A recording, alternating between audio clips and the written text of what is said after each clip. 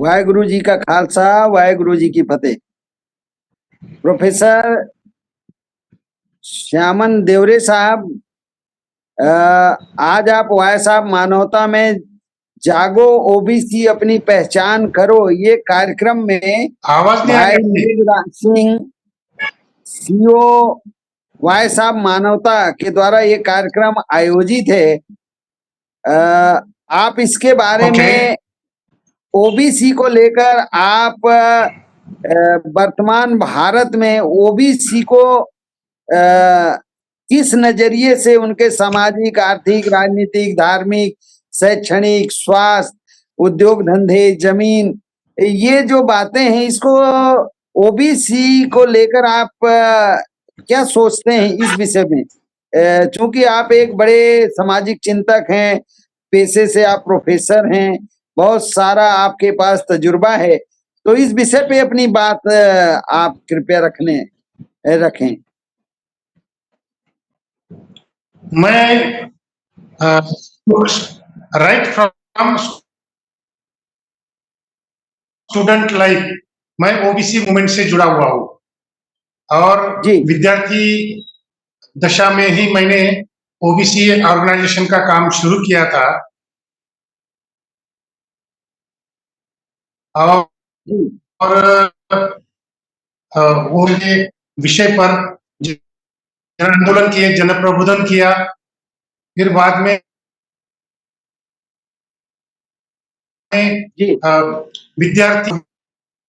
विद्यार्थी में मंडल कमीशन के बारे में जन प्रबोधन किया। फिर ओबीसी कर्मचारी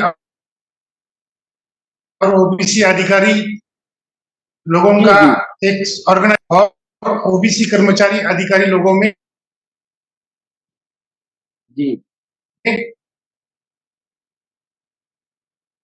जन प्रबोधन किया। फिर बाद में ओबीसी साहित्य सम्मेलन होते हैं, आदिवासी साहित्य सम्मेलन होते हैं, वैसे ही ओबीसी की कल्चरल मूवमेंट आगे बढ़ाने के लिए मैंने ओबीसी साहित्य सम्मेलन करवाए महाराष्ट्र में। हाँ, तो मैं ये कह रहा था कि जब ओबीसी लीडरशिप सामने आने लगी और ओबीसी में से गोपीनाथ मुंडे जैसे नेशनल लेवल के लीडर, छगन भुजबल साहब जैसे नेशनल लेवल के ओबीसी लीडर जब सामने आने लगे तो मराठाओं को भी डर लगने लगा और ब्राह्मणों को भी डर लगने लगा कि अगर यह ओबीसी लीडरशिप बढ़ते गई संख्या में भी और मेरिट में भी अगर बढ़ते गई तो हमारा ब्राह्मणों का राज, मराठी ओबीसी आरक्षण खत्म होना चाहिए। इसलिए उन्होंने एक षड्यंत्र रचा, उस तहत सभी मराठा लोगों को आज उन्होंने ओबीसी स्टेटस दे दिया है। अब हर कोई मराठा जब भी रिक्रूटमेंट होगा तो रिक्रूटमेंट होते समय ये डोमिनेंट कास्ट मराठा ओबीसी के 27% में घुसेगी और सभी के सभी नौकरियां ये डोमिनेंट कास्ट मराठा ले जाएगी, ताकि सच्चे ओबीसी को चपरासी की नौकरी भी ये नहीं मिलने देंगे। और वैसे ही उन्होंने पॉलिटिकल रिजर्वेशन ओबीसी का खत्म कर दिया है। तो इस तरह से ओबीसी आरक्षण एजुकेशन से और प्रशासन में से और पॉलिटिक्स में से और उन्होंने ओबीसी आरक्षण खत्म करना शुरू कर दिया है। तो इसलिए हम ओबीसी आरक्षण बचाने के लिए अभी पूरे महाराष्ट्र में आंदोलन कर रहे हैं और मराठाओं के खिलाफ, डोमिनेंट कास्ट के खिलाफ हम यहाँ लड़ रहे हैं। अभी 2024 के जो जनरल इलेक्शन होने जा रहे हैं उसमें हम ओबीसी उम्मीदवार खड़े कर रहे हैं ताकि मराठा कैंडिडेट को हम हरा सके। तो इस तरह से यह आंदोलन हमारा महाराष्ट्र में चल रहा है। हेलो, मेरी आवाज आ रही है?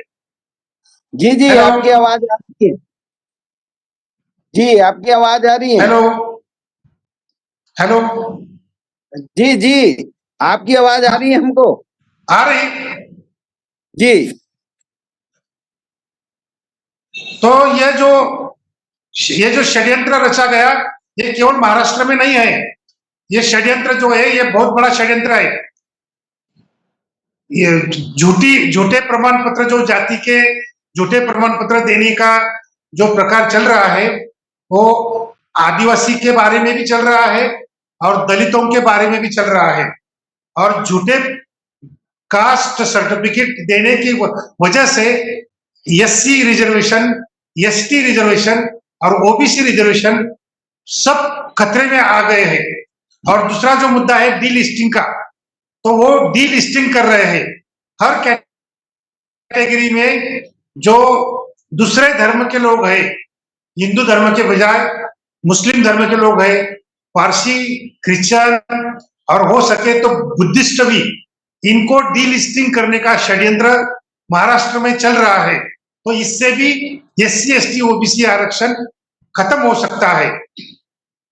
तीसरा जो षड्यंत्र है नाते संबंधों का, तो दूध से जन्मे हुए रिलेशन और शादी से जुड़े हुए रिलेशन, इसमें बहुत बड़ा फर्क होता है। रिजर्वेशन उसको ही मिलता है जो दूध की वजह से रिश्तेदार बने हैं, मतलब लड़का लड़की और उनके जो परिवार के लोग होते हैं, बीबी, इनको वो आरक्षण मिलता है। लेकिन अगर नाते संबंध, अगर कहीं डिस्टर्ब नहीं है सर आप माझ्यापासून, हाँ, नाते संबंध अगर शादी के माध्यम से अगर जुड़े, तो जो ओरिजिनल एससी एसटी ओबीसी है, उनके बजाय दूसरे कास्ट के लोग इस माध्यम से एससी एसटी ओबीसी में घुस सकते हैं, घुसते हैं और पूरा एससी एसटी ओबीसी आरक्षण खत्म करने का उनका षड्यंत्र जोर शोर से शुरू है। तो इसलिए हम महाराष्ट्र के ओबीसी इस विषय पर लड़ रहे हैं। और अभी जो जनरल इलेक्शन हो रहे हैं, उसमें हमने ओबीसी कैंडिडेट, एससी कैंडिडेट और एसटी आदिवासी कैंडिडेट भी हमने खड़े किए हैं, ताकि हमारा जो आरक्षण है एससी एसटी ओबीसी का, उसकी हम सुरक्षा कर सके। जी प्रोफेसर साहब, जैसा आपने बताया कि कुछ अपर कास्ट को ओबीसी बनाकर और ओबीसी का जो संवैधानिक हक है प्रतिनिधित्व का, उसके ऊपर बहुत बड़ा मामला चल रहा है। मैं ये जानना चाहता हूं कि भारत में मूलतः ओबीसी जो है, ओबीसी आज के कार्यक्रम में ये बताया गया कि जागो ओबीसी, अपनी पहचान करो।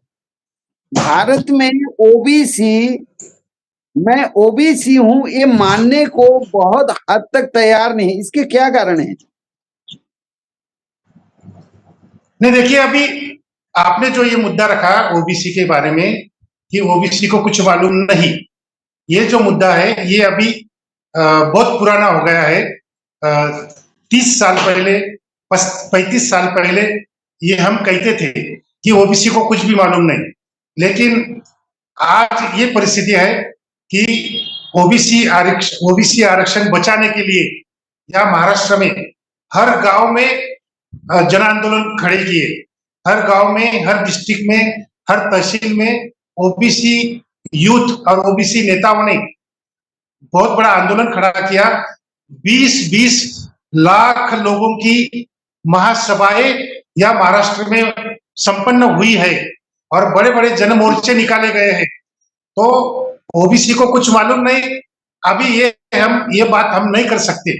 अगर ये बात होती कि ओबीसी को कुछ मालूम नहीं, तो फिर ओबीसी के मुद्दे, ओबीसी के मुद्दे कोई पॉलिटिकल पार्टी नहीं लेती। लेकिन आज ऐसी परिस्थिति है कि हर कोई प्रस्तापित पार्टी, चाहे कांग्रेस हो, चाहे बीजेपी हो, चाहे शिवसेना, कम्युनिस्ट, सभी पॉलिटिकल पार्टी अभी ओबीसी मुद्दे को उठा रही है।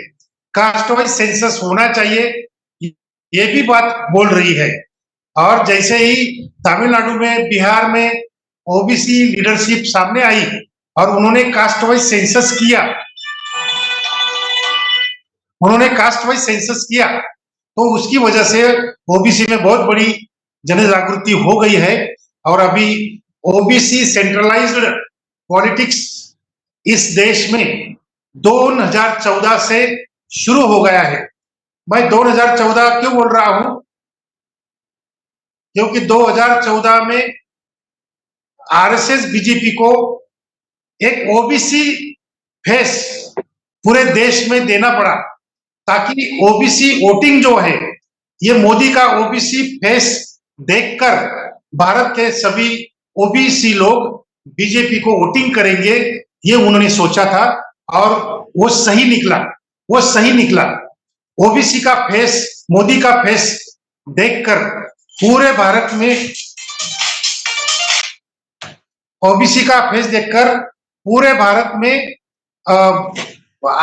बीजेपी को वोटिंग मिला। और जिस बीजेपी को, ऐसे बहुत स्टेट है जहां पे बीजेपी किसी को मालूम नहीं थी 2014 से पहले, और उनका कोई आदमी सुन के भी नहीं आता था, तो ओबीसी फेस देने की वजह से वहां के ओबीसी ने बीजेपी को वोट किया। और आज बीजेपी पूरे देश में राज कर रही है 10 साल से, और आगे भी राज करना चाहती है, वो केवल ओबीसी के बलबूते पर। अगर ये ओबीसी फेस देने का काम अगर ये लेफ्टिस्ट पार्टी करती, मतलब कम्युनिस्ट पार्टी, सोशलिस्ट पार्टी या रिपब्लिकन पार्टी, ये अगर ओबीसी फेस देने का काम करती, तो आज देश में आरएसएस बीजेपी का नहीं, परंतु लेफ्टिस्ट का, सोशलिस्ट का और फुले शाहू अम्बेडकर का राज आता। लेकिन इन्होंने ओबीसी फेस दिया नहीं, और जिन जिन लोगों ने ओबीसी फेस दिया, वो आज हमारे ऊपर राज कर रहे हैं। चाहे वो आरएसएस बीजेपी हो, चाहे वो कम्युनिस्ट, चाहे वो ये कांग्रेस वाले हो, ये ओबीसी फेस देते हैं और ओबीसी वोटिंग लेते हैं और हम पर राज करते हैं। लेकिन ये जो मुद्दा है, ये मुद्दा फुले शाहू अम्बेडकरवादी पार्टी और लेफ्टिस्ट पार्टी ये मुद्दा कतई ध्यान में नहीं लेती, इसलिए वो हार रही है, पराजित हो रही है। प्रोफेसर साहब, आपने एक मामला खड़ा किया जो जातिगत जनगणना को लेकर। जातिगत जनगणना भारत में ओबीसी के लिए जीवन मरण का सवाल बनते जा रहा है। एक नेशनल इश्यू है जातिगत जनगणना। जातिगत जनगणना नहीं हो रहा है तो ओबीसी के ऊपर क्या प्रभाव है, और अगर हो जाएगा तो ओबीसी के ऊपर इसका क्या प्रभाव, आपका क्या दृष्टिकोण है? देखो, जातिगत जनगणना जो है, ये केवल ओबीसी के हित में नहीं है, ये ओबीसी के हित में है, एससी के हित में है, एसटी आदिवासी के हित में भी है, और जो माइनॉरिटीज है उनके भी हित के लिए है। देखो, तमिलनाडु में कास्ट वाइज सेंसस होता है, सर्वेक्षण कास्ट वाइज होते हैं, इसलिए तमिलनाडु में संख्या के अनुपात में रिजर्वेशन मिलता है ओबीसी को, एससी को, एसटी को। देखो, पूरे भारत में एकमात्र तमिलनाडु स्टेट है जिसमें सबसे ज्यादा रिजर्वेशन दलितों को मिलता है, तमिलनाडु में। दूसरे कोई स्टेट में इतना रिजर्वेशन दलितों को नहीं मिलता। सबसे ज्यादा रिजर्वेशन दलितों को तमिलनाडु में मिलता है। क्यों मिलता है? क्योंकि वहां पे कास्ट वाइज सेंसस तमिलनाडु में होता है, इसलिए जितने संख्या एससी की 19% उतना रिजर्वेशन एससी को मिलता है। ओबीसी 50% है तो ओबीसी को 50% रिजर्वेशन तमिलनाडु में मिलता है। अभी देखो, बिहार में पहले 16% रिजर्वेशन एससी कैटेगरी को मिलता था, दलित कैटेगरी को मिलता था। लेकिन जैसे ही बिहार के OBC chief minister Nitish Kumar ने कास्ट वाइज सेंसस कराया, तो कास्ट वाइज सेंसस करने के बाद उन्होंने देखा कि दलित कैटेगरी की संख्या जो है, जनसंख्या, वो 18% है, 20% है, 20। तो तुरंत नीतीश कुमार ने दलितों का आरक्षण 16% से बढ़ाकर 20% कर दिया। अभी पूरे भारत में केवल एकमात्र बिहार स्टेट है जहां पे सबसे ज्यादा आरक्षण दलितों को मिलता है। और ओबीसी का भी आरक्षण बढ़ गया बिहार में, क्योंकि ओबीसी जनसंख्या जो कास्ट वाइज सेंसस की वजह से 63% ओबीसी की लोक संख्या हो गई है बिहार में, तो उनका भी आरक्षण वहां पे बढ़ गया। तो कास्ट वाइज सेंसस करने से हर शोषित जात या हर शोषित रिलीजन माइनॉरिटी, इन सबको फायदा मिलता है। देखो, कास्ट वाइज सेंसस होने के बाद नीतीश कुमार ने प्रेस कॉन्फ्रेंस में बताया कि अभी हमारे पास सभी जातियों के आंकड़े कागज पर है और ये आंकड़े देखकर हम अभी सरकारी तिजोरी का यूज करेंगे। किस जात को कितना मिला है, कितना नहीं मिला है, उनका बैकलॉग क्या है, कितने साल से उनको नहीं मिला है, तो ये सब अभी हमारे पास कागज पे लिखित स्वरूप में है। तो हम अभी जो योजना बनाएंगे, तो ये योजना बनाते समय हम एक जो आंकड़े कागज पर आए हैं, इसको यूज करके शोषित जातियों को, वंचित जातियों को ज्यादा से ज्यादा देने का काम हम करेंगे। तो कास्ट वाइज सेंसस का जो फायदा है, तो कास्ट वाइज सेंसस की वजह से एससी, एसटी, ओबीसी, माइनॉरिटीज, इन सभी जातियों का भला होता है और अपर कास्ट को नुकसान होता है, क्योंकि कास्ट वाइज सेंसस ना होने से कागज पे कोई आंकड़ा नहीं है, तो कितना देना है, कितना नहीं देना है, वो उनकी मर्जी पे रहता है। वो अगर चाहेंगे तो देंगे, नहीं चाहेंगे तो नहीं देंगे। तो अब ये मनमानी बिहार में वो नहीं कर सकते, ये मनमानी तमिलनाडु में बिल्कुल नहीं चल सकती। जी, प्रोफेसर सरवन देवरे साहब, हाँ, डॉक्टर बाबा साहब भीमराव अंबेडकर और ओबीसी, ये दो बातें हैं, इसको आप किस नजरिए से देखते हैं, इसके बारे में अपनी राय रखें। हाँ, तो बाबा साहब अम्बेडकर जी ने जब संविधान बनाया तो रिजर्वेशन देते समय उन्होंने सबसे पहले ओबीसी का परिच्छेद लिखा। 340 नंबर का जो परिच्छेद है वो ओबीसी के लिए है। 341वां जो परिच्छेद है 341 वाला, वो एससी कैटेगरी के है। और 342 वाला, 342 वाला आर्टिकल आदिवासी के लिए है। तो ये जो क्रम हम देखते हैं कि बाबा साहब ने सबसे पहले ओबीसी का विचार किया कि ओबीसी को आरक्षण मिलना चाहिए, रिजर्वेशन मिलना चाहिए।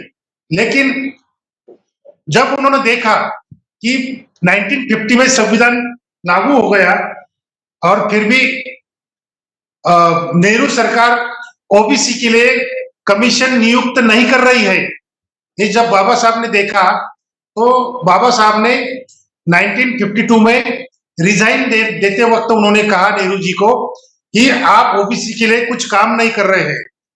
तो इस रेसिग्नेशन की वजह से, इनके बाबा साहब के दबाव में आकर नेहरू जी ने कालेलकर कमीशन की नियुक्ति की और ओबीसी कमीशन नियुक्ति करके ओबीसी के लिए काम करने की शुरुआत की।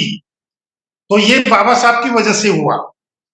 और बाबा साहब हमेशा कहते थे कि ओबीसी सोया हुआ शेर है, जब जागेगा तो दहाड़ेगा। आज ओबीसी जाग गया है, लेकिन उनका यूज गलत लोग कर रहे हैं, ब्राह्मणवादी लोग कर रहे हैं, क्योंकि ये ओबीसी शेर को यूज करने का काम लेफ्टिस्ट ने नहीं किया, सोशलिस्टों ने नहीं किया और खुले अम्बेडकरवादी लोगों ने भी नहीं किया। इसलिए ये ओबीसी शेर का वोटिंग बैंक ये सब बीजेपी वाले लेके जा रहे हैं। तो ये गलत तरीके से शेर जाग गया है, दहाड़ने भी लगा है। तो हमने ये कोशिश करनी चाहिए कि लेफ्टिस्ट, सोशलिस्ट और खुले अम्बेडकराइट लोगों ने ओबीसी को ठीक तरह से जगाने का काम करना चाहिए। जब तक वो ये काम नहीं करते, तब तक उनका राज इस देश में नहीं आएगा। जो ओबीसी की बात करेगा, उनका ही राज आएगा। तो इस तरह से बाबा साहब के बताए हुए अगर रास्ते पर चलना है, तो ओबीसी को ठीक तरह से जगाने का काम करना होगा। और ओबीसी में से जी देखने में आता है जी प्रोफेसर साहब, देखने में आता है कि ओबीसी जो वर्ग है, वर्तमान भारत में 140 करोड़ लोग 5 समूह में हैं। अनुसूचित जाति के रूप में, अनुसूचित जनजाति के रूप में, अन्य पिछड़े वर्ग के रूप में, सामान्य और धार्मिक अल्पसंख्यक के रूप में हैं। हम संपूर्ण भारत भूमि पर 140 करोड़ लोग 5 समूह में हैं। गुलाम भारत में ओबीसी का, ये ओबीसी शब्द ही महामानव भारत रत्न डॉक्टर बाबा साहब भीमराव अम्बेडकर जी का दिया हुआ शब्द है, जिसे आज जो कल तक वर्ण व्यवस्था में शूद्र थे, जाति की व्यवस्था में विभिन्न जातियों में थे, पर ऐसे बिखरे लोगों को बाबा साहब एक राष्ट्रीय पहचान दिलाने में कामयाब हो गए। पर राष्ट्रीय पहचान तो मिली, शूद्रों को या शूद्रों की जातियों को एक पहचान मिल गई कि हम अंततः ओबीसी हैं, अन्य पिछड़े वर्ग के लोग हैं। पर अन्य पिछड़े वर्ग के लोगों को गुलाम भारत में जो सामाजिक आंदोलन में वो बढ़ चढ़ के हिस्सा ले रहे थे, आजाद भारत में अंततः वो धार्मिक आंदोलन में सबसे ज्यादा बढ़ चढ़कर हिस्सा लेने लगे। इसके पीछे कौन सा शक्ति काम कर रहा है? एक मिनट जरा मैं एक काम खत्म कर देता हूँ। हॅलो हा, हे बघा खूप छान झालं, व्यवस्थित झाले। हॅलो हा, एका बाजूला तात्यासाहेब महात्मा फुलेंचा फोटो टाका छोटासा वरती आणि दुसऱ्या बाजूला डॉक्टर बाबासाहेब आंबेडकरांचा, बाबासाहेबांचा आणि तात्यासाहेब महात्मा फुलेंचा फोटो टाका आणि करा, मग ते फायनल करा आणि प्रिंट करून टाका। हाँ, तो आप सवाल जरा दोहराएंगे तो ठीक रहेगा सवाल। जी, हमने ये कहा कि गुलाम भारत में भारत का कल का जो शूद्र है, वर्ण व्यवस्था में जो शूद्र है, जाति की व्यवस्था में शूद्रों की 3743 जाति मंडल कमीशन और अन्य कमीशन से जो जानकारी आई, इनका एक सामाजिक आंदोलन था पूरे देश में, वो आजाद भारत में धार्मिक आंदोलन में कन्वर्ट हो गया। इसके पीछे भारत की कौन सी शक्ति है कि ओबीसी को ओबीसी के नाम पे संवैधानिक जो जानकारी है वो जो हिसाब से होना चाहिए वो ना होके धार्मिक आंदोलन में वो बढ़ चढ़ के हिस्सा ले रहे हैं?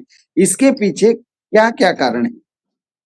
इसके पीछे एक ही कारण है और एक उदाहरण हमारे सामने है, और वो उदाहरण है स्वामी पेरियार का। देखो 1925 से स्वामी पेरियार ने काम शुरू किया और सेल्फ रिस्पेक्ट मूवमेंट शुरू की। उस वक्त बाबा साहब का भी आंदोलन चल रहा था।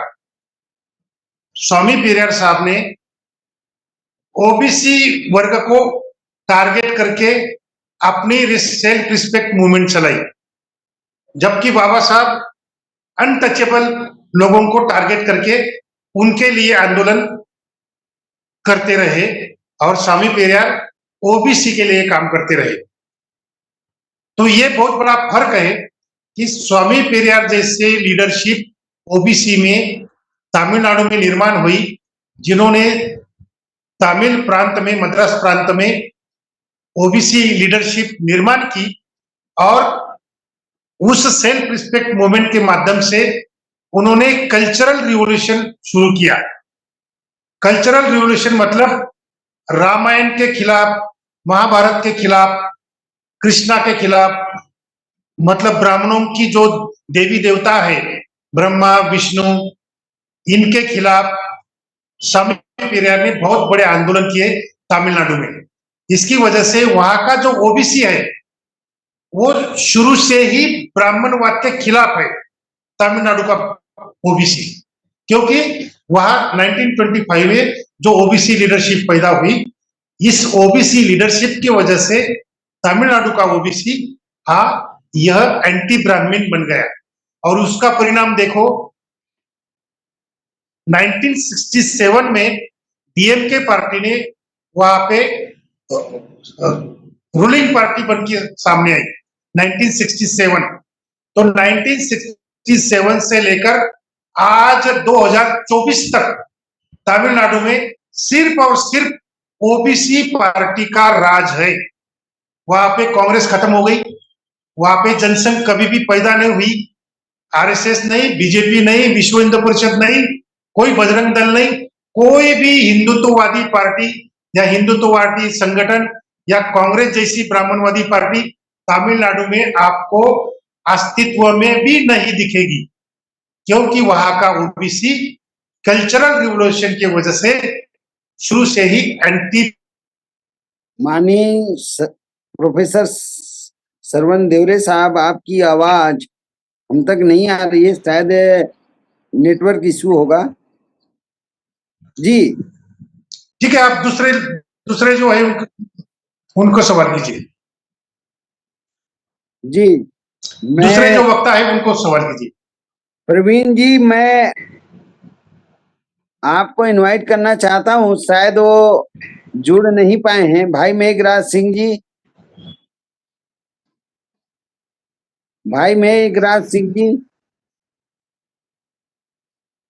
हाँ शायद अभी वो लाइन में है, उनको भी कोई तकनीकी इश्यू है उनके सामने। प्रोफेसर साहब, और एक बात मैं आपसे इसी संदर्भ में कहना चाहता हूं कि जो बातें दक्षिण भारत में हुई, ईवी रामासामी पेरियार जी के जीवन काल में उन्होंने जो कार्य किए, ऐसा उत्तर भारत के पेरियार ललय सिंह यादव जी का एक बड़ा नाम है। खाली माझा संपर्क नंबर टाकता का? कॉन्टॅक्ट 88 संपर्क कॉन्टॅक्ट। हाँ, हेलो जी, हेलो। पेरियार ललय सिंह यादव जी का एक बड़ा नाम है, पर उत्तर भारत में संवैधानिक जो जागरूकता होनी थी ओबीसी के अंदर, जिस पैमाने पे, तो ओबीसी को उत्तर भारत में लोकतंत्र और संविधान के बारे में जिस पैमाने पे जागरूकता की आवश्यकता है, ये जन जागरूकता अब उत्तर भारत में एक बड़ी चुनौती है। लाभ तो लोग लोकतंत्र और संविधान का ले रहे हैं, लेकिन काम उसके विरोध में जाकर कर रहे हैं। इसे ओबीसी का जो मनोवृत्ति है, उसे आप किस रूप में उसको देखते हैं? देखो, उत्तर भारत में जो हुआ वो ये हुआ कि उत्तर भारत में जो ओबीसी जनजागृति हुई, तो वहां पे जो ओबीसी ऑर्गेनाइजेशन थे, त्यागमूर्ति चंदापुरी के पिछड़ा वर्ग संगठन, ये बहुत बड़ा संगठन बिहार और उत्तर प्रदेश में ललन सिंह यादव और बिहार में त्यागमूर्ति चंदापुरी, ये दो बहुत बड़े लीडर ओबीसी के उस वक्त काम कर रहे थे। लेकिन उन्होंने डॉक्टर राम मनोहर लोहिया की जो सोशलिस्ट पार्टी है, उनके साथ दोस्ती करके उन्होंने पॉलिटिकल एजेंडा चलाया और इस पॉलिटिकल एजेंडा में कल्चरल रिवॉल्यूशन की बात नहीं आ सकी, क्योंकि राम मनोहर लोहिया खुद रामकृष्ण को मानते थे, रामायण को मानते थे, महाभारत को मानते थे, ब्राह्मणी कल्चरल को मानते थे। इसलिए ओबीसी के पॉलिटिकल एजेंडा में, जैसे स्वामी पेरियार का पॉलिटिकल एजेंडा एंटी ब्राह्मण था, वैसे एंटी ब्राह्मण पॉलिटिकल एजेंडा उत्तर प्रदेश में, बिहार में क्यों नहीं आया? क्योंकि डॉक्टर राम मनोहर लोहिया का वहां पे वर्चस्व था और वो खुद हिंदुत्ववादी थे, खुद ब्राह्मणवादी थे। इसलिए एंटी ब्राह्मण कल्चरल रिवॉल्यूशन उत्तर प्रदेश के, बिहार के ओबीसी में नहीं हो सकी। ये काम कौन कर सकते थे? ये काम डॉक्टर राम मनोहर लोहिया नहीं कर सकते थे, क्योंकि वो फुले अम्बेडकरवादी नहीं थे, वो सोशलिस्ट थे, इसलिए वो नहीं कर सकते थे। लेकिन कौन कर सकता था? वही नेता ये काम कर सकता है जो फुले अम्बेडकरवादी है। और उत्तर भारत में सबसे बड़ा फुले अम्बेडकरवादी लीडर, मैं तो कहता हूं महापुरुष घनश्याम साहब थे, जो फुले अम्बेडकरवादी थे। ये उनका काम था कि वहां पे उत्तर भारत में रामायण के खिलाफ, महाभारत के खिलाफ सच्ची रामायण लेकर रिडल्स ऑफ हिंदुइज्म, बाबा साहब अम्बेडकर का मुद्दा लेकर घनश्याम साहब वहां पे राम मंदिर के खिलाफ बहुत बड़ा आंदोलन खड़ा कर सकते थे, करना चाहिए था। लेकिन ये काम घनश्याम साहब नहीं कर सके। जो काम स्वामी पेरियार ने तमिलनाडु में किया, वो काम घनश्याम साहब उत्तर भारत में कर सकते थे, लेकिन नहीं किया। तो क्यों नहीं किया, इसका भी एक कारण है। घनश्याम साहब ने एंटी ब्राह्मण कल्चरल रिवॉल्यूशन इसलिए नहीं की क्योंकि उनको आरएसएस बीजेपी से दोस्ती करके सत्ता हासिल करनी थी, और उन्होंने आरएसएस बीजेपी से दोस्ती करके सत्ता हासिल कर ली। लेकिन अपना जो एक बहुत बड़ा कर्तव्य था एंटी ब्राह्मण कल्चरल रिवॉल्यूशन का, वो उन्होंने उस वजह से वो नहीं कर सके। और आज जो उत्तर भारत में पूरा ब्राह्मणवाद का जो वर्चस्व है, उसका कारण केवल घनश्याम साहब है, क्योंकि उन्होंने उनका काम उस वक्त नहीं किया, और केवल सत्ता पाने के लिए आरएसएस बीजेपी से दोस्ती करनी चाहिए, ये बहुत बड़ा कारण हो सकता है। जी जी। भाई मेघराज सिंह जी हमारे बीच में हैं। ओबीसी को लेकर ये एक बड़ा डिबेट है। प्रोफेसर सरवण देवरे साहब ने अपनी बात रखी है। मैं आपसे भी जानना चाहता हूं कि भारत में ओबीसी जो आधे से ज्यादा संख्या वाला जो वर्ग है, वो अन्य पिछड़ा वर्ग है।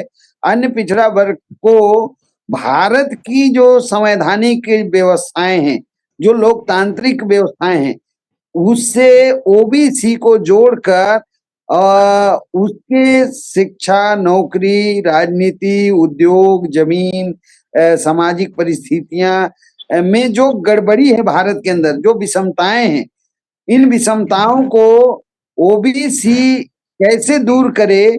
और संवैधानिक रूप से डॉक्टर बाबा साहब भीमराव अम्बेडकर जी जो ओबीसी के सबसे बड़े हिमायती हैं, सबसे बड़े उनके अधिकारों के पोषक हैं, ये बात बहुसंख्यक ओबीसी को पता नहीं है।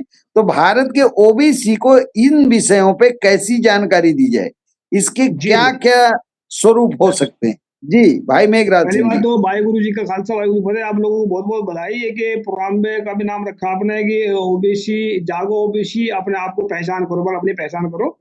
एक तो भेड़ चाल में नहीं चलना है हमने, क्या चल रहा है दुनिया के अंदर, क्या नहीं चल रहा है, उसको देखते हुए कुछ तीसरा रास्ता निकालना चाहिए। तीसरा रास्ता ये हुआ, देखो अभी अमित शाह ने क्या बयान दिया है, मैं इसको समझ लेता हूँ, पहले इसके बारे में आपको बता।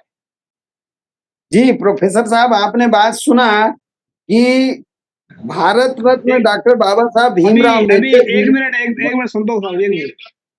अमित शाह ये खुलेआम बोल रहा खड़ा होकर के कि एसटी, एससी, ओबीसी के आरक्षण को हम समाप्त कर देंगे, ये ओबीसी का समय बोल। अरे भाई साहब जो बोल रहे थे, जो प्रोफेसर साहब बोल रहे हैं कि हम आरक्षण को बचाने का आंदोलन कर रहे हैं, इन्होंने बोला अभी पहले। तो आरक्षण बचाने का आंदोलन करने की बजाय अब आप ब्राह्मणों को आरक्षण देने का आंदोलन करें। आप राजनीति के मालिक हैं, आप देश के मालिक हैं, आप देश के सत्ता तक क्यों नहीं जा रहे हैं? उनको कहेंगे आप घर बैठे हम आपको आरक्षण हम देंगे, आपको आप हमारा खत्म करने के चक्कर में लगे हुए। हम आपको आरक्षण देते हैं, 10% देंगे, 15% देंगे, आपको ना नौकरी चाहिए, आपको घर में बैठे आटा मिलेगा, रोटी मिलेगी, सब कुछ मिलेगा। इसके लिए कब प्रयास करेंगे? अब वो तो खत्म करना चाहते हैं, आप लोगों की सीधी मतलब नीचे ले जाना चाहते हैं। आप लोग अपने आप को कब तक बचाएंगे? तो बचाने का सिर्फ तरीका एक ही है कि उनके उलट काम करें, उनके अगर पीछे काम करेंगे। उन्होंने हजारों प्लान ऐसे बना रखे हैं कि एक मोड़ जा करके आपको 1000 प्लान ऐसे रखेंगे सामने ला करके, एक को ठीक करेंगे, दूसरा आ जाएगा सामने, एक को ठीक करेंगे, दूसरा तीसरा सामने आ जाएगा। तो कभी भी इसको उलझन से बाहर नहीं निकल पाएंगे। याद रखिए इस बात को। राज करना है तो अपने तरीके से चले, तो सोचे महापुरुषों की बातों को लेकर के चले। अभी क्या हो रहा है, अभी ओबीसी का अगर मैं ध्यान से देखूं, जो लोग पहले ब्राह्मणवाद के लिप्त में थे, मतलब जो मन तन दिमाग मन की शक्ति ओबीसी जो ब्राह्मणवाद के चुंगल फंस करके उसको गवा रही थी, वैसे ही भगवान के चक्कर में धर्म के चक्कर में गवा रखा था। अभी क्या कर रहे हैं, वही शक्ति उल्ट उनके खिलाफ बोल बोल कर समाप्त कर रहे हैं। तो अपने लिए कब काम करेंगे? तो मेरा कहने का मतलब ये है कि काम को दिमाग को खोलें। ओबीसी अगर जाग जाती है, ओबीसी अपनी पहचान अपने राज की तरफ कदम बढ़ाए। ये तो जो लोग अभी आरक्षण खत्म करने की बात कर रहे हैं, कल को आपके आप कटोरा लेकर आरक्षण मांगेंगे और भीख भी मांगेंगे, तो मैं गारंटी से कहता हूँ अगर आप सही तरीके से चल पड़ते हैं रास्ते में, तो आरक्षण भी आपका होगा और देश भी आपका होगा। इतना कहना चाहता हूँ। थैंक यू जी। जी धन्यवाद जी। प्रोफेसर साहब, भाई मेघराज जी अपनी बात रखे, इस विषय पे आपकी क्या प्रतिक्रिया है? नहीं, देखो, ब्राह्मणों को तो आरक्षण मिल गया है, 10% ईडब्ल्यूएस आरक्षण मिल गया है, 10% मिल गया है ईडब्ल्यूएस का, तो कोई बात नहीं। अभी तो सभी आरक्षण वाले हो गए हैं, फिर भी वो एससी एसटी ओबीसी का आरक्षण खत्म करने की सोच रहे हैं, क्योंकि आरक्षण लेकर एससी एसटी ओबीसी डोमिनेंट बन सकते हैं, पॉलिटिकल पावर ग्रैब कर सकते हैं, ये ब्राह्मणों को लगता है। इसलिए चारी बाजूला छिद्र पाडा आणि रिपीट करून आणा, रिपीट। तो आरक्षण तो उनको मिल गया है ब्राह्मणों को, तो उसमें कोई नई बात नहीं रही अभी। हेलो हेलो, हाँ, उद्या 12:30 वाजता ठिकाण पण टाका, व्हॉट्सअपवर टाका ठिकाण, व्हॉट्सअपवर टाका, व्हॉट्सअपवर। तो आरक्षण तो अभी सभी को मिलने लगा है, फिर भी ईडब्ल्यूएस का आरक्षण ब्राह्मण लेने के बाद भी वो ईडब्ल्यूएस का यूज करके एससी एसटी ओबीसी का आरक्षण खत्म करने का काम कर रहे हैं। जब आप मेरिट लिस्ट देखते हैं, मैं जानना चाहता हूँ, बहुत सारी बातें अभी आई हैं। मूलतः भारत में जो आरक्षण है, मतलब जो प्रतिनिधित्व है लोकतांत्रिक शासन प्रणाली के दायरे में, भारत में मूलतः सबसे ज्यादा विवादास्पद कौन से आरक्षण को लेकर भारत में, इसको किस रूप में रिपीट मारा, रिपीट, चारी बाजूला छिद्र पाडून रिपीट मारा, रिपीट। हाँ, तो देखो, संविधान में जब बाबा साहब एससी और एसटी, दलित और आदिवासी कैटेगरी को जब आरक्षण दे रहे थे, तो कुछ लोगों ने विरोध किया, लेकिन बहुत कुछ ज्यादा विरोध नहीं हुआ, बहुत कुछ ज्यादा विरोध नहीं हुआ। लोगों ने वो बात स्वीकार कर ली, ब्राह्मणवादी लोगों ने भी एससी रिजर्वेशन एसटी रिजर्वेशन स्वीकार कर लिया। लेकिन जब ओबीसी आरक्षण की बात आई, तो जब ओबीसी आरक्षण की बात आई तो बाबा साहब को रिजाइन करना पड़ा, स्वामी पेरियार को दक्षिण भारत में बहुत बड़ा आंदोलन करना पड़ा, और बाबा साहब के रिजाइन करने के बावजूद, स्वामी पेरियार का दक्षिण भारत का आंदोलन होने के बावजूद, उन्होंने ओबीसी को आरक्षण नहीं मिलने दिया। 35 साल हो गए, 35 इयर्स के बाद 1990 में 1990 में ओबीसी को आरक्षण मिला। क्यों मिला?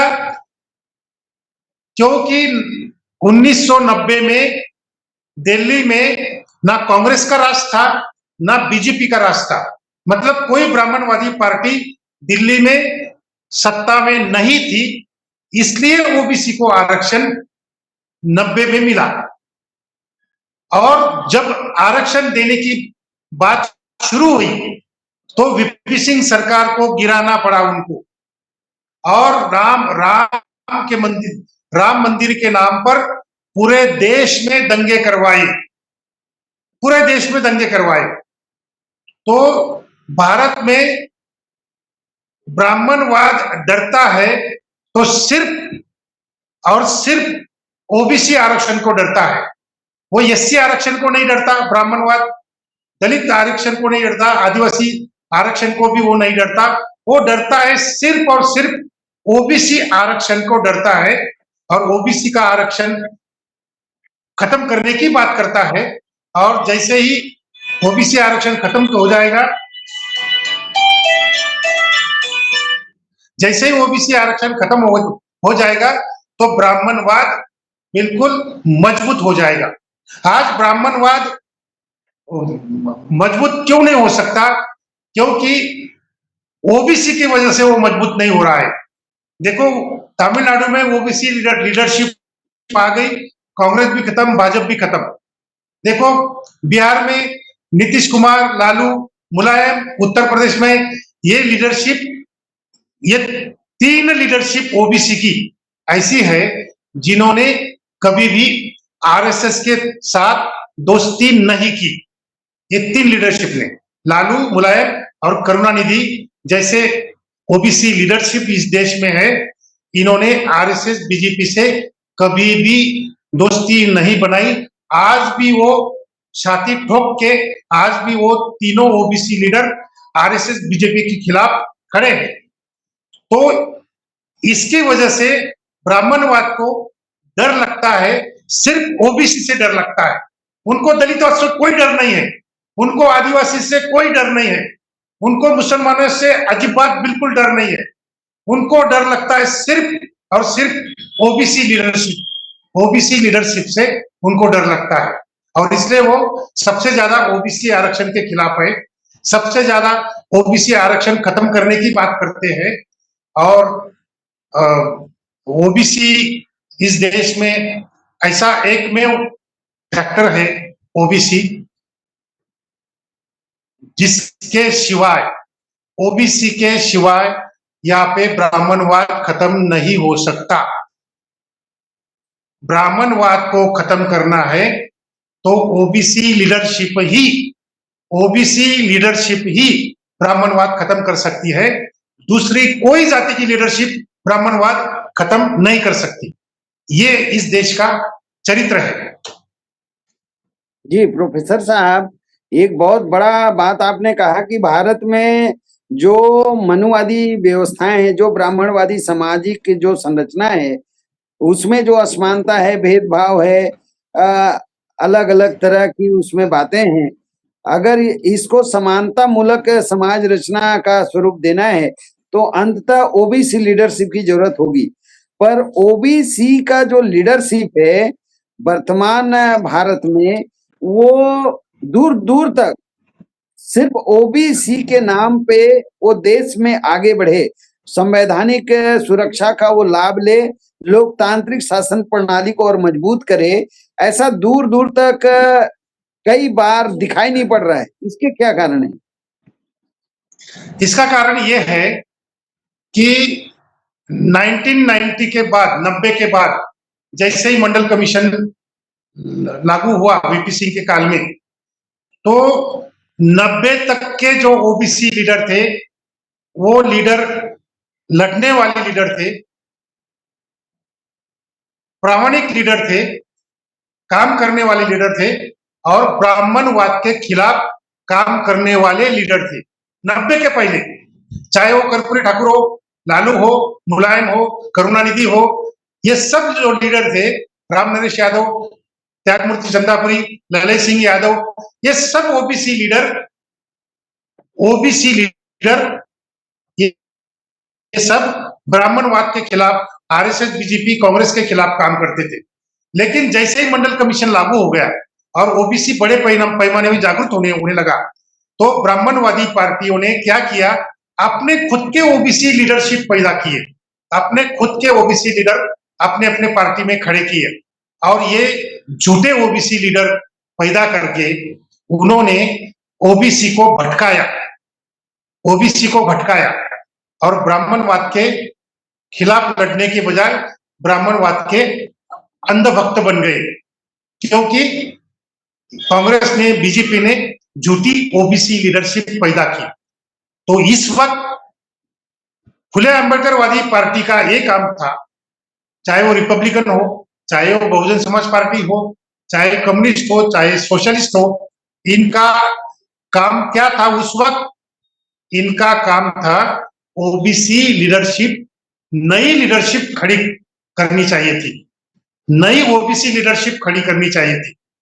तो ये काम ना कम्युनिस्टों ने किया, ये काम ना सोशलिस्टों ने किया, ये काम फुले आंबेडकरवादी पार्टियों ने भी नहीं किया, रिपब्लिकन ने भी नहीं किया और बहुजन समाज पार्टी भी नहीं, उन्होंने भी नहीं किया। तो उसकी सजा मैं आपको बीच में रोकता हूँ। पूरे देश भर में आए दिन भारत रत्न डॉक्टर बाबा साहब भीमराव अम्बेडकर जी के स्टेचू को तोड़ना, उनके चेहरे पे काली के पोतना, कपड़े फाड़ना, अलग अलग आपत्तिजनक लोगों के द्वारा जो कृत किया जाता है, और उसमें सबसे ज्यादा कहीं ना कहीं जो नाम आते हैं, कार्रवाई होती है, उसमें ओबीसी के लोगों का नाम आता है, उनकी बातें आती हैं। तो जो इंसान जिस वर्ग के लिए, अर्थात डॉक्टर बाबा साहब भीमराव अम्बेडकर भारत के आधे से ज्यादा आबादी, आधे से ज्यादा हिस्सा, जनसंख्या का हिस्सा रखने वाले वर्ग के लिए अपने जी जान लगाकर आर्टिकल 340 डॉक्टर काका साहब का लेकर के आयोग के गठन में उनका दबाव, ऐसे अनगिनत ऐसे कार्य हैं जिसका उपकार अगर ओबीसी को बाबा साहब के बारे में भली भांति जानकारी हो जाए तो वो किए कार्य का उपकार वो चुकता नहीं कर सकते। इतना बड़ा कार्य डॉक्टर अंबेडकर के द्वारा ओबीसी के लिए किया गया, इसकी जानकारी ओबीसी को भली भांति कैसे कराई जाए? नहीं, मैं वही बोल रहा हूँ कि हमारे जैसे ओबीसी एक्टिविस्ट, ओबीसी लीडर जो हमारे जैसे है, वो ये काम भली भांति कर रहे हैं। प्रॉब्लम ये है कि समाज के ऊपर झूठे ओबीसी नेताओं का ज्यादा प्रभाव है। उसकी वजह से ये जो ओबीसी जनता है, ये झूठे ओबीसी लीडर के पीछे जाती है और हमारे जैसे प्रामाणिक ओबीसी लीडर के पीछे नहीं आती। इसलिए ओबीसी का जो प्रबोधन हम कर रहे हैं वो ज्यादा प्रभावी नहीं हो रहा है। अगर उसको प्रभावी करना है तो फुले आंबेडकरवादी पार्टियों ने ओबीसी लीडरशिप पैदा करनी चाहिए, ताकि वो ओबीसी लीडरशिप ओबीसी में काम करेगी और ओबीसी को समझाएगी कि भाई बाबा साहब ने हमारे लिए बहुत बड़ा काम किया है। तो ये जैसे तात्या साहब महात्मा फुले, वैसे बाबा साहब भी हमारे हैं। तो ये जो कहने का काम है, ये ओबीसी लीडरशिप का काम है। और ओबीसी लीडरशिप जो आज है वो आरएसएस की ओबीसी लीडरशिप है, वो कांग्रेस की ओबीसी लीडरशिप है। तो वो क्यों करेंगे भाई ये काम? ये काम तो बीएसपी जैसे, बहुजन समाज पार्टी जैसे ओबीसी ने, उन्होंने ओबीसी लीडरशिप पैदा करके ये काम करना था, उन्होंने नहीं किया। ना रिपब्लिकन पार्टी ने किया, ना बहुजन समाज पार्टी ने किया, ना कम्युनिस्टों ने किया, ना सोशलिस्टों ने किया। तो इसकी वजह यही है। आज तो ओबीसी के माध्यम से केवल बाबा साहब का अवमानना नहीं करनी किया जाती, अभी अभी तात्या साहब महात्मा फुले जी का स्टैचू भी, उसकी भी अवमानना की जाती है। क्योंकि ये जो ओबीसी लोग हैं, ये ब्राह्मणवाद के अंधभक्त बन गए हैं, ये झूठी ओबीसी लीडरशिप की वजह से।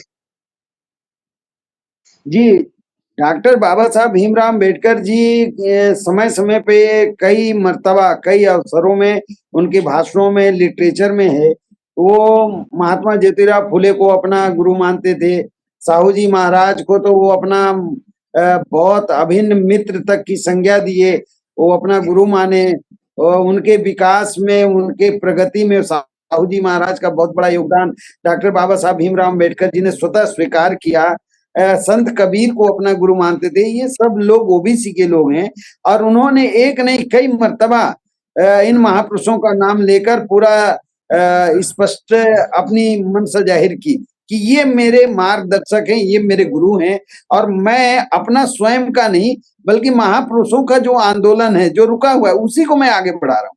ऐसे समय समय पे तथागत बुद्ध के बारे में अंत उन्होंने तो बहुत बारीकी से धार्मिक बातों का अध्ययन करके बुद्धिज्म को भी स्वीकार किया, तथागत बुद्ध के शरण में चले गए, सब कुछ वो भारतीयों के हित के लिए ही करते रहे। अब यही बात मूल भारतीयों को अंततः अभी तक जो बातें दिमाग में आनी चाहिए, जिन बातों को लेके आंदोलन जगह जगह वैचारिक क्रांति बहुत तेजी से होने की, जो अभी भी कम ज्यादा नहीं हो पा रहा है, इसको आप किस रूप में दिशा देना चाहते हैं? नहीं, हम तो अभी यही बात कहेंगे कि ओबीसी मूवमेंट के बलबूते पर अभी ओबीसी लीडरशिप हमें खड़ी करनी है। दूसरी कैटेगरी के बलबूते पर ओबीसी लीडरशिप खड़ी नहीं हो सकती।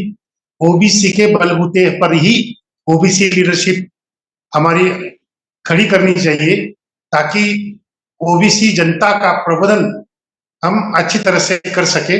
इसलिए हम अभी ओबीसी पॉलिटिकल मूवमेंट कर रहे हैं।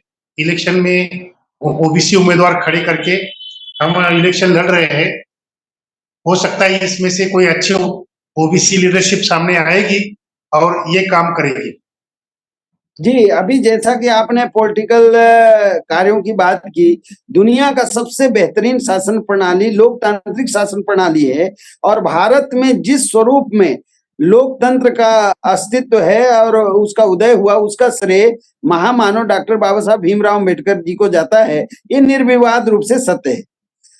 परंतु ओबीसी इतना बड़ा संख्या रखता है, पर ऑल इंडिया लेवल पे ओबीसी लोकतांत्रिक शासन प्रणाली में अपनी भागीदारी, अर्थात राजनीतिक दल स्वतः भारत में खड़ा नहीं कर पाया। इसके कारण, और दूसरा अनुसूचित जाति अनुसूचित जनजाति तो अभी तक ओबीसी का भी हिस्से की लड़ाई लड़ रहे हैं, ये भी आप देश भर में देख रहे हैं। तो क्या ओबीसी के नाम पे भारत के लोकतंत्र में अपना एक बड़ा अस्तित्व के रूप में राजनीतिक दल खड़ा कर पाएगा?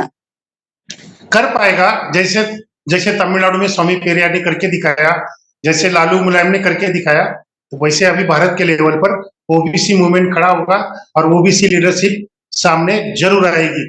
थोड़ा समय लगेगा, लेकिन ये काम जरूर होगा। और जैसे ही नेशनल लेवल पे ओबीसी लीडरशिप निर्माण हो जाएगी, वैसे ही ब्राह्मणवाद खत्म होने की शुरुआत हो जाएगी। जब तक ओबीसी लीडरशिप सेंट्रल लेवल से खड़ी नहीं होती, तब तक ब्राह्मणवाद खत्म होने का नाम नहीं लेगी। इसलिए हम ये कोशिश कर रहे हैं और ये कोशिश हमारी सफल हो जाएगी, इसमें हमें कोई संदेह नहीं है। अभी मैं प्रोफेसर साहब, ये जो ब्राह्मणवाद शब्द का आप प्रयोग कर रहे हैं, ब्राह्मणवाद मूलतः अभी भारत गांव का देश है। गांव में पूछा जाए ओबीसी की जो जातियां हैं, जैसे हमारे छत्तीसगढ़ है, यहाँ पे 88 जाति है, मूलतः 88 जाति है। और अभी पीछे 5 साल पीछे राज्य सरकार 8 जाति जो अपने आप को वैश्य कहते हैं, पर उनका छानबीन करके ओबीसी कैटेगरी में राज्य स्तर पे उनको शामिल किया गया, केंद्रीय स्तर पे उनको मान्यता नहीं मिली।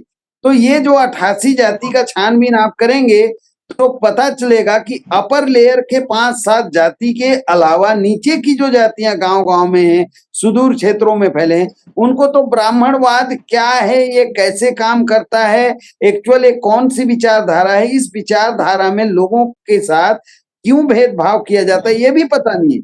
तो ये आप इतने बड़े देश में इस बात को कैसे स्थापित करेंगे? नहीं, अभी देखो, हर कैटेगरी में 1-2 कास्ट ऐसी होती है कि वो सब रिजर्वेशन ले जाती है। जैसे एससी कैटेगरी में महाराष्ट्र में महार कास्ट है, जो बुद्धिस्ट है, वो आरक्षण का ज्यादा लाभ लेते हैं, लेकिन चर्मकार जाति, मांग जाति को उतना आरक्षण का लाभ नहीं मिलता। वैसे ओबीसी में गिने चुने 8-10 जातियां हैं जो आरक्षण का लाभ लेती है, बाकी माइनॉरिटी ओबीसी जो है उनको लाभ नहीं मिलता। तो ये तो अभी रोहिणी आयोग इसी वजह से आया है, और रोहिणी आयोग के माध्यम से हर माइक्रो ओबीसी कास्ट को लाभ मिलेगा। और कास्ट सेंसस होने के बाद कोई जाति रिजर्वेशन से वंचित नहीं रहेगी, सबको मिलेगा। कास्ट वाइज सेंसस किया तो हर जाति को लाभ मिलेगा, यही उसके ऊपर आंसर है। तो मैं अभी जाने की परमिशन चाहता हूँ। जी यहाँ जी, पे बहुत प्रचार का बहुत काम चल रहा है, धन्यवाद। इलेक्शन का काम चल रहा है, तो मोहन देवरे साहब, आपने अपना बेशकीमती समय दिया सामाजिक जागरूकता के मूवमेंट में। आपको बहुत बहुत धन्यवाद। भाई साहब मानवता आपको बहुत बहुत धन्यवाद ज्ञापित करता है। मैं भाई मेघराज सिंह जी को आमंत्रित करता हूँ।